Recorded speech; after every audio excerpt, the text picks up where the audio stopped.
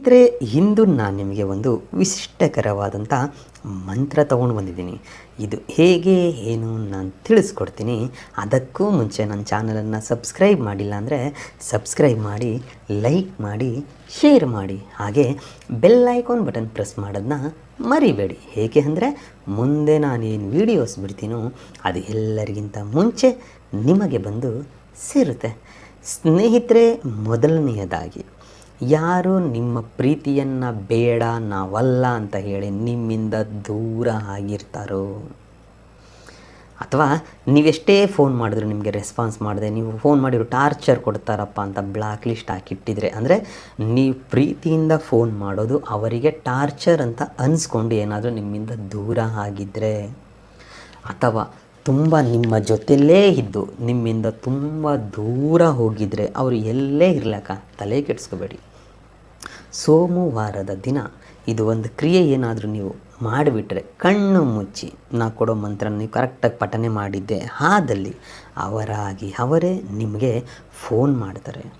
ಏನು ಮಾಡಬೇಕು? ಮೊದಲಿಗೆ ಸೋಮವಾರದ ದಿನ ಸ್ನಾನ ಎಲ್ಲ ಮುಗಿಸಿ ಒಂದು ಭೋಜಪತ್ರೆಯನ್ನು ತೆಗೆದುಕೊಂಡು ಭೋಜಪತ್ರೆಯ ಮೇಲೆ ಅವರ ಹೆಸರನ್ನು ಬರೆದು ಪ್ಲಸ್ ಚಿಹ್ನೆ ಹಾಕಿ ನಿಮ್ಮ ಹೆಸರನ್ನು ಬರೆದು ಅರಿಶಿನ ಕುಂಕುಮವನ್ನು ಹಚ್ಚಿ ಗಂಧದ ಕಡ್ಡಿ ಅಂದರೆ ಅಗರಬತ್ತಿಯಿಂದ ಪೂಜೆಯನ್ನು ಮಾಡಿ, ತದನಂತರ ಅದನ್ನು ನಿಮ್ಮ ಬಲಗೈಯಲ್ಲಿ ಹಿಡಿದುಕೊಂಡು ನಾ ಕೊಡುವ ಮಂತ್ರವನ್ನು 108 ಸಾರಿ ಪಠನೆ ಮಾಡಿ ಮುಗಿದ ಮೇಲೆ ಅದನ್ನು ಉಫ್ ಅಂತ ಅಭಿಮಂತ್ರಿಸಿ ಒಂದು ಯಾವುದಾದ್ರು ಪ್ಲಾಸ್ಟಿಕ್ ಕವರು ಅಥವಾ ಒಂದು ಬಟ್ಟೆಗೆ ಹಾಕಿ ಕಟ್ಟಿ ಪರ್ಮನೆಂಟಾಗಿ ನಿಮ್ಮ ಹತ್ರ ಪರ್ಸಲ್ಲೋ, ವ್ಯಾಲೆಟಲ್ಲೋ, ಇಲ್ಲ ವ್ಯಾನಿಟಿ ಬ್ಯಾಗಲ್ಲೋ ಎಲ್ಲಾದರೂ ಒಂದು ಕಡೆ ಇಟ್ಕೊಂಡು ಬಿಡಿ.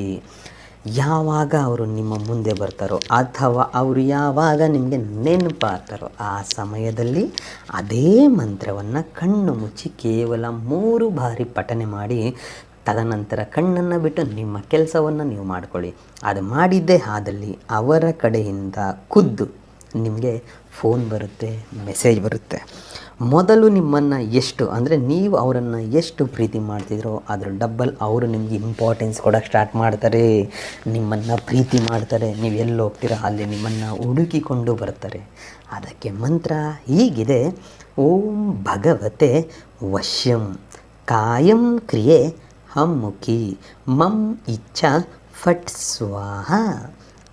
ಮಂತ್ರ ಇನ್ನೊಮ್ಮೆ ಹೇಳ್ತೀನಿ ನೋಡಿ ಸ್ನೇಹಿತರೆ. ಓಂ ಭಗವತೆ ವಶ್ಯಂ ಕಾಯಂ ಕ್ರಿಯೆ ಅಮ್ಮುಖಿ ಮಂ ಇಚ್ಛಾ ಫಟ್ ಸ್ವಾಹ.